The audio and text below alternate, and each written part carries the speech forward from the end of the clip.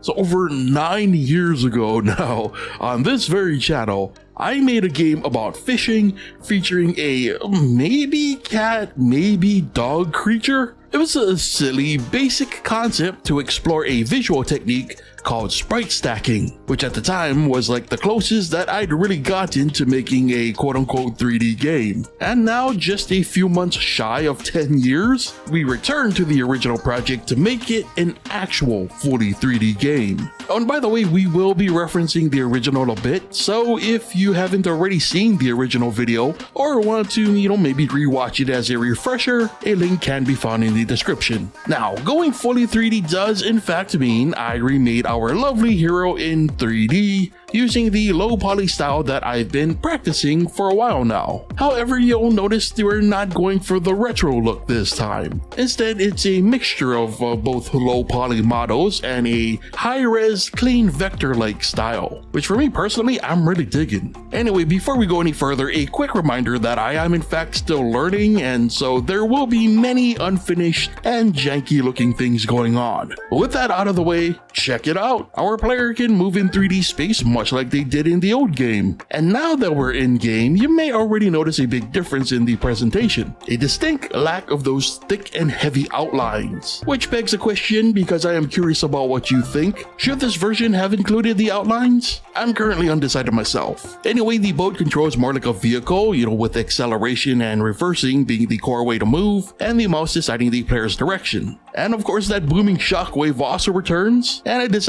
with the transition to 3D, I would give some lore to the reason that the player can even create those booms to begin with. And I figure, why not just make them some big old subwoofers pointed at the ocean for, some silly reason. Now, of course, the player isn't the only thing that I remodeled for this project. We obviously needed the other part of our fishing game, the actual fish. As with the original, the fish have two states and have their own visual representations. When in the water, the fish use this silhouette-like model that is broken into segments. This allows the fish to bend and fold with a more realistic sway to their swimming, which is all done using a whole bunch of math that I don't want to even get into. The second state of our fish are when they are blasted out of the ocean by the player. And again, following the original, the fish are tossed into the air with their secondary models in all their glory. They stall in the air for a bit and eventually drop back into the water, to which they return to their original swim state. Now, a completely new addition made this time around was the inclusion of a fish frenzy mode. Once every few minutes, this mode will activate, creating a random spawn point for a lot more fish than usual. I mean, we're talking like 3 or 4 times more than normal. However, once the frenzy is over, all the fish that spawn during that frenzy that haven't been caught completely disappear. Now, here is where a few concessions had to be made with the switch to 3D. First, the player can in fact still reel in fish with their hooks using right click. That part is still pretty on par like the original. And when the player wants to shoot a fish instead, they can simply left click. But you may have noticed these markers showing up instead of a reticle, and that's because the player no longer has to aim. Now, this was more about an experiment because I couldn't get the camera working right.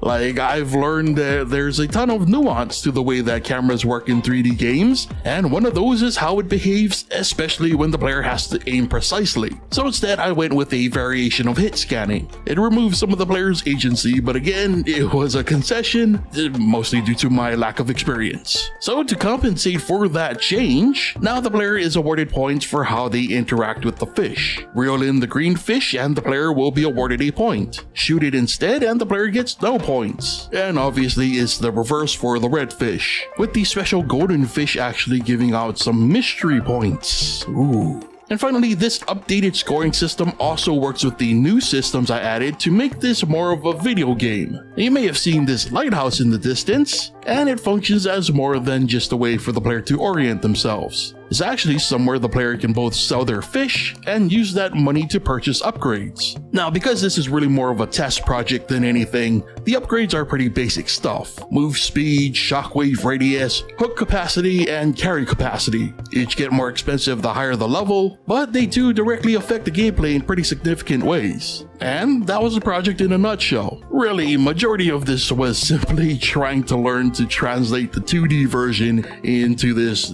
shiny new 3D version. And there were a ton of unexpected roadblocks. Again, the camera was just one of many things that I had to reconsider when putting this all together, but another was the way that I handled models. Like apparently, when the fish are swimming in the water, because they're made up of multiple parts, there's a very specific way to load them in. And I mean, other than the fact that I'd wish I'd figured out 3D particles in time, I'm still impressed with the progress made. Like getting the lighting, the fog, and even the subtle waves in the ocean to work right was almost a miracle. And not to mention just seeing how far we've come from the humble beginnings of learning to emulate 3D with sprite stacking to now doing it for real in actual 3D. That's its own reward, really. But what do you think? A worthy translation of the original project from 9 years ago, almost 10 years ago? Do you think the gameplay additions are for the better or are they for the worse? As always, I'd love to hear your thoughts and ideas, so be sure to share them in the comments. And while you're at it, if you enjoyed the video, be sure to leave a like. And if you like the content and would like to help me keep making it, consider supporting me on Patreon. And finally, why not subscribe if you're new to the channel? With that said, brings us to the end of today's Dev Diary, so thank you so much for watching, and I will see you next time.